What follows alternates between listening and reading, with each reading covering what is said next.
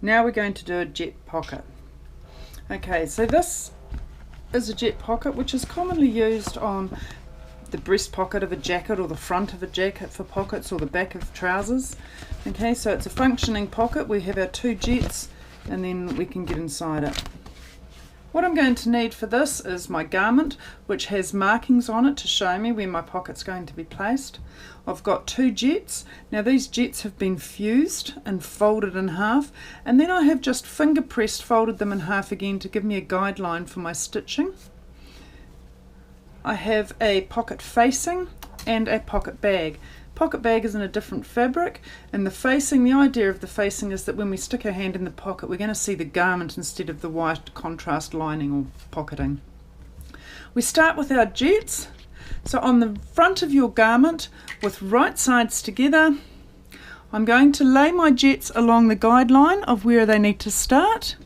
Okay, and I'm going to stitch just past the drill hole, just on the other side so that it's covered, smack bang in the middle of my Jett. That's really important.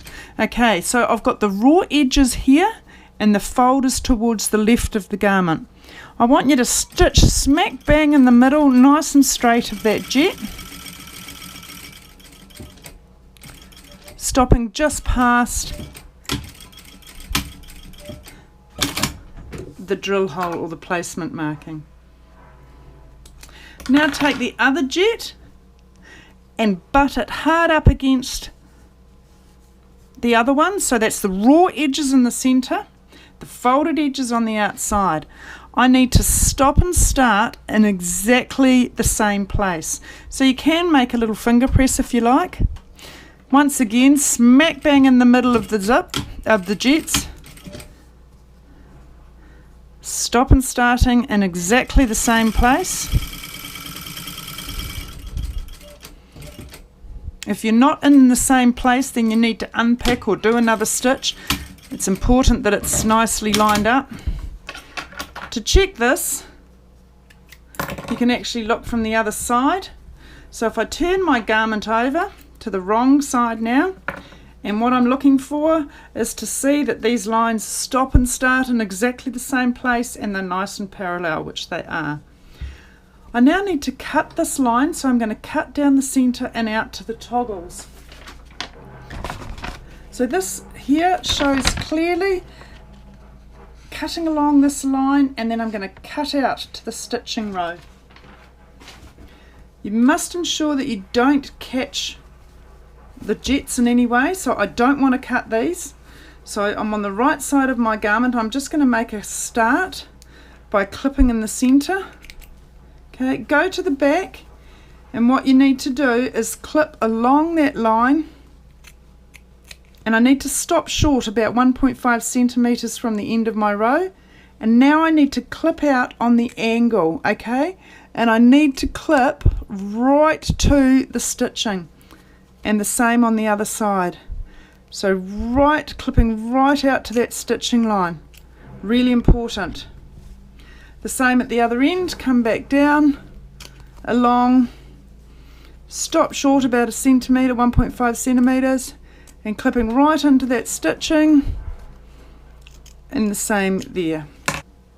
Now what I need to do is turn my Jetts through to the wrong side. So this is the wrong side here, this is the right side of my garment, where I stitched the Jetts to. I'm just going to gently fold them. Be very careful because you've clipped right to that stitching edge. Gently fold them through to the back. So here we go, turning it through to the back.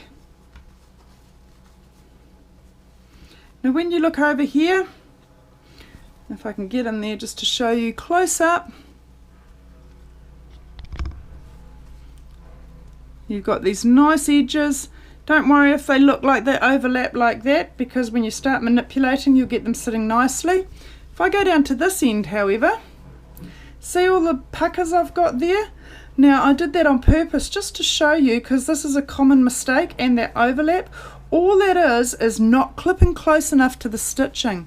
So if I just gently turn this back through and go back to the wrong side, you can see here how I haven't gone right to the edge. right to the corner of that stitching. This is only a couple of mil, but it just shows you how much that mil or two difference can make. So getting right to the edge of that stitching, and now I'm gently going to turn them back through, and those puckers have gone. Well, they will have when I've finished. Okay, our next step is to stitch the ends to hold it in place. So folding back over like this, so there's my garment, this is the right side, this is the wrong side. I'm just folding that back and I'm butting my folded edges together now, and what I need to do is sew very carefully a slight curve coming in at the angle, in here and out there. Really important that I don't get this folded edge. I only want the triangle. So coming in on a slight angle, making sure my jets are butted up together here. I can feel them. They're going to want to push apart, so you need to hold them firmly in place. On a slight angle, stitch down and come out in the other corner. Okay, you can hardly see that angle, but there it is. It's just a slight curve, and when I turn it over, my jets are all nicely lined up. Okay, of course you'd have nice matching thread, so you wouldn't be able to see anything at all. I'm going to fold over the other end, making sure this is all sitting flat and even, and I'm going to do exactly the same thing. So butt those jets up together, make sure your pocket's nice and even on this side, starting in on that ever such a slight angle, holding those jets together firmly at the fold, and out the other side like so.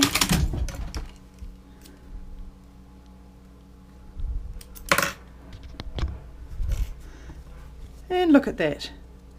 Our jets are complete. Now I need to do my pocket bag. To do that, take your pocket bag. I'm going to line the edge of my pocket bag and my facing at the top. I'm going to fold under 5mm at the bottom.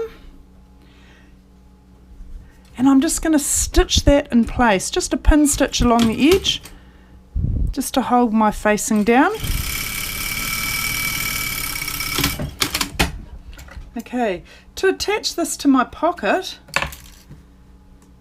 I simply turn my pocket over. Okay, so here's my garment. I'm going to fold this down at the top, and I'm going to line the top of my pocket and my jet up to this pocket bag. I'm just going to stitch across the top. I don't want to stitch past the row of stitching I've already got there. I'm simply going to stitch right beside it, or just on the inside of it if you like, all the way across. That's attached to my pocket bag, and you can see here when you open up, now you're going to see the facing instead of the white lining. To do the bottom, simply lift the garment up, pick up the bottom of the pocket bag and line that up and stitch across there the same way. Right beside the row of stitching I've already done. Okay, turning it over to the right side, flicking my pocket bag down. If I look in here, there's a little fold here, and that's a common mistake that students make, is when they go to do up the side seams of the pocket bag, they don't pull this right down. So just from handling, it's turned up with a little fold like that. It's important that we pull it right down. All I'm going to do now is stitch up my pocket bags. I'm just closing up the seam. Doesn't matter what size, depending on your pocket bag. I don't have to catch the toggle, but I do like to catch it a second time here. Okay, and do the same on the other side, making sure it's pulled right down and up with my seam.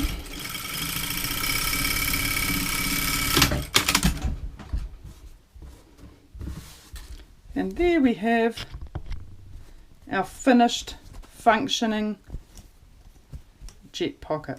Of course I would have overlocked these if my garment's not being lined. If it is being lined, there is no need to overlock this because the seams are hidden and protected.